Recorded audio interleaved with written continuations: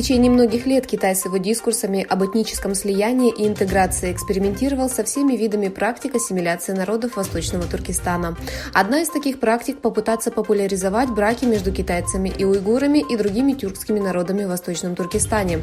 В китайских соцсетях размещаются видео, в которых содержится информация о том, что китайско-уйгурским парам после заключения брака предоставляются денежные средства, жилье, земля и другие формы поддержки. В видео, загруженном Douyin китайской версии TikTok, один из китайских пользователей заявляет: «Государство поощряет и поддерживает, если китайцы вступают в брак с уйгурами. Оно награждает их каждый год, обеспечивая поддержку и привилегии, в том числе в обучении детей чтению».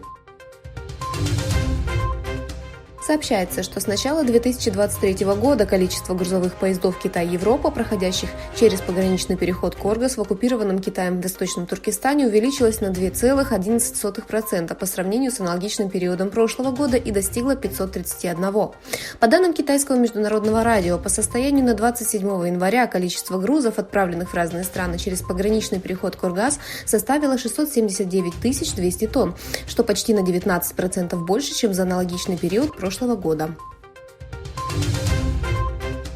Как сообщает телеканал NBC, генерал Майк Минихан, командующий воздушно-десантными войсками ВВС США, в письменной записке своим войскам сказал: «Надеюсь, я ошибаюсь, но я чувствую, что мы будем сражаться с Китаем в 2025 году».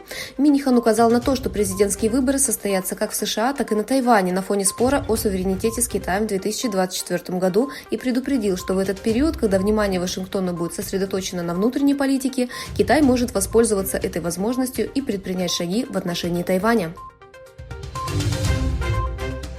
Между Кыргызской республикой и Республикой Узбекистан подписана декларация о всеобъемлющем стратегическом партнерстве.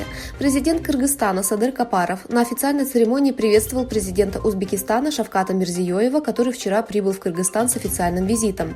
Состоялся обмен ратификационными грамотами по соглашению, предусматривающему обсуждение пограничного вопроса между Кыргызстаном и Узбекистаном путем взаимного обмена земельными участками. Капаров сказал на межпредставительной встрече: «Сегодня мы завершаем работу по уточнению кыргызско-узбекской государственной границы. Это поистине историческое событие». Некоторые конгрессмены-республиканцы в Соединенных Штатах внесли законопроект о восстановлении дипломатических отношений между США и Тайванем.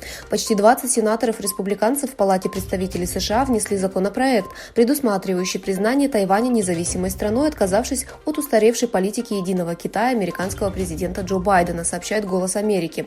Законопроект, внесенный в Палату представителей 25 января, поддерживается сенатором-республиканцем Томом Тиффани и представителем-республиканцем Скоттом Перри из Пенсильвании. США договорились с Японией и Нидерландами о борьбе с китайской чип-индустрией. Как сообщает Bloomberg, США договорились с Нидерландами и Японией об ограничении экспорта некоторых видов передового оборудования для производства микросхем.